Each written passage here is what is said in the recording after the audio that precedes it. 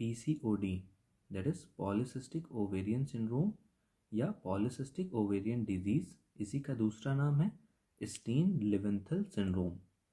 PCOS is characterized by the elevated luteinizing hormone level relative to the follicular stimulating hormone, follicle stimulating hormone। तो पहली चीज़ तो हमको देखनी है कि क्या मिलेगा PCOS में, एलिवेटेड लूटिनाइजिंग हार्मोन, LH जो मिलेगा हमको बढ़ा हुआ मिलेगा, और उसके रिलेटिव क्या मिलेगा, FSH जो मिलेगा हमको वो क्या मिलेगा, कम मिलेगा।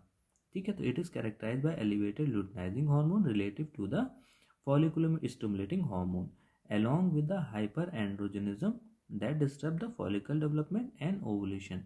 तो ये इसके साथ आपको क्या मिलेगा, हाइपर एंड्रोजनिज्म मिलेगा, तो एंड्रोजन लेवल जो होगा वो बढ़ा हुआ मिलेगा। तो तीन चीज़ें हमने देखी, लो FSH मिलेगा या एब्सेंट FSH मिलेगा, हाई LH मिलेगा, LH जो मिलेगा वो बढ़ा हुआ मिलेगा, और हमने देखा था relative to the follicular, that is LH और FSH का रेशियो अगर हम देखेंगे तो ग्रेटर देन 2:1 मिलेगा, मतलब कि LH जो मिलेगा वो FSH से ज़्यादा मिलेगा। ठीक है, नेक्स्ट चीज़ हम क्या देखते हैं, insulin resistance. Insulin resistance is a common feature of PCOS likely contributing to the hyperinsulinemia। Insulin resistance is aggravates hyperandrogenism by increasing the ovarian androgen production। तो PCOD में क्या हो जाता है, इंसुलिन रेजिस्टेंस हो जाता है, और ये इंसुलिन रेजिस्टेंस की वजह से हाइपर इंसुलिनीमिया हो जाता है, और यही क्या कराता है, ये फर्दर क्या कराता है, हाइपर एंड्रोजनिज्म कराता है। इससे क्या होता है, एंड्रोजन और बढ़ते हैं। तो पहली चीज़ हमने देखी कि इससे क्या होता है, इंसुलिन रेजिस्टेंस होता है, और इंसुलिन रेजिस्टेंस की वजह से क्या होता है, हाइपर इंसुलिनीमिया होता है, और वो क्या करता है, फर्दर क्या करता है, हाइपो एंड्रोजनिज्म कराता है। ठीक है, next on ultrasound, ovaries in PCOS typically exhibit multiple follicle arranged peripherally, pearl string of pearl appearance। तो अल्ट्रासाउंड अगर हम कराएंगे PCOS में तो हमें क्या मिलेगा, स्ट्रिंग ऑफ पर्ल अपीयरेंस मिलेगा, स्मॉल फॉलिकल्स आपको अरेंज मिलेंगे पेरिफेरली। ठीक है, तो अल्ट्रासाउंड में हमको क्या मिलेंगे, स्ट्रिंग ऑफ पर्ल अपीयरेंस मिलेगा, स्मॉल फॉलिकल्स जो होंगे अरेंज मिलेंगे हमको। वुमेन विद PCOS में present with menstrual irregularities such as oligomenorrhoea and amenorrhoea. तो मेंस्ट्रुअल एबनॉर्मलिटी में दो तरह की एबनॉर्मलिटी मिल सकती हैं, कि आपके जो पीरियड आ रहे हैं वो क्या है, 35 डेज से ज़्यादा के ड्यूरेशन पे आते हैं, या एमेनोरिया है, पीरियड आ ही नहीं रहा है। ठीक है, तो ये दो चीज़ें मिलेंगी। हिर्सुटिज्म मिलेगा, एक्सेसिव हेयर ग्रोथ मिलेगी फीमेल्स में, फेस पे हेयर ग्रोथ मिल रही है, इस तरह की चीज़ें आपको मिलेंगी, that is a hirsutism. Acne मिलेंगे, और एंडोजेनिक एलोप्लेशिया मिल सकता है, ओबेसिटी मिलेगा।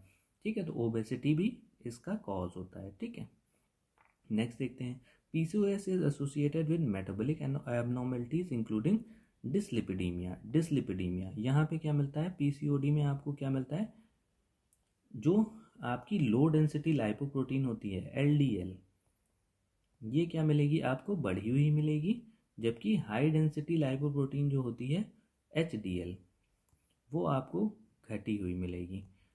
और क्या मिलेगा, इम्पेयर्ड ग्लूकोज टॉलरेंस मिलेगा, and increase risk of developing the type 2 diabetes mellitus. और क्या मिलेगा, टाइप 2 डायबिटीज मेलाइटिस के चांसेस जो होते हैं बढ़ जाते हैं। और यहाँ पे मिल रहा है LDL बढ़ा मिल रहा है, लो डेंसिटी है ना, और हाई डेंसिटी जो होता है वो प्रोटेक्टिव होता है कार्डियोवास्कुलर डिजीज के लिए, तो वही घटा हुआ मिल रहा है, और LDL बढ़ा हुआ मिल रहा है, तो ये क्या कराएगा, कार्डियोवास्कुलर डिजीज भी करा सकता है। ठीक है, PCOS increases the risk of long-term complication including the endometrial hyperplasia and carcinoma due to the chronic anevolution and unopposed estrogen exposure। तो हम जानते हैं कि जितना ज़्यादा एक्सपोजर एस्ट्रोजन का होगा उतना ज़्यादा चांसेस किसके बढ़ जाते हैं, कार्सिनोमा के बढ़ जाते हैं, किसके, एंडोमेट्रियल कार्सिनोमा के। तो पहली चीज़ तो हम लोग देखते हैं कि अर्ली मिनार्क और लेट मिनोपॉज जो होता है, मतलब कि जो ड्यूरेशन है एस्ट्रोजन एक्सपोजर का अगर वो ज़्यादा है तो क्या हो जाएगा, कार्सिनोमा होने के चांसेस बढ़ जाते हैं, एंडोमेट्रियल कार्सिनोमा होने के चांसेस बढ़ जाते हैं। तो PCOD में क्या मिल रहा है हमको कि एस्ट्रोजन का लेवल जो मिल रहा है वो ज़्यादा बढ़ा हुआ मिल रहा है। ठीक है, उसके बाद diagnostic criteria for PCOS included the Rotterdam criteria. तो ये बहुत बार पूछा गया है कि इसको किस क्राइटेरिया को देखते हैं, तो रॉटरडैम क्राइटेरिया देखते हैं, which require the presence of 2 out of the 3 features. 3 features होते हैं इसमें, और इसमें से क्या होना चाहिए, डायग्नोसिस के लिए आपके पास 2 चीज़ें मिलनी चाहिए। पहली चीज़ क्या है, एमनूरिया या ओलिगोमनूरिया। पेशेंट में क्या मिलना चाहिए, या तो एमनूरिया मिलेगा या ओलिगोमनूरिया मिलेगा। दूसरी चीज़ क्या मिलनी चाहिए, हाइपर एंड्रोजिनीमिया मिलेगा। ठीक है, उसकी वजह से क्या मिलेगा, या तो हिरसुटिज्म मिलेगा या आपको वर्लाइजेशन मिल सकता है। वर्लाइजेशन मतलब कि मेल कैरेक्टरिस्टिक डेवलप होने लगेंगे फीमेल्स में, जैसे कि एंड्रोजन बढ़ रहा है, लेवल ऑफ एंड्रोजन बढ़ रहा है, तो फेशियल हेयर ग्रोथ है, डीपनिंग ऑफ द वॉइस है ना, इंक्रीज मसल मास है ना, इनलार्जमेंट ऑफ द क्लाइटोरिस है, इस तरह की चीज़ें आपको मिलेंगी, तो हाइपर एंड्रोजिनीमिया मिलेगा।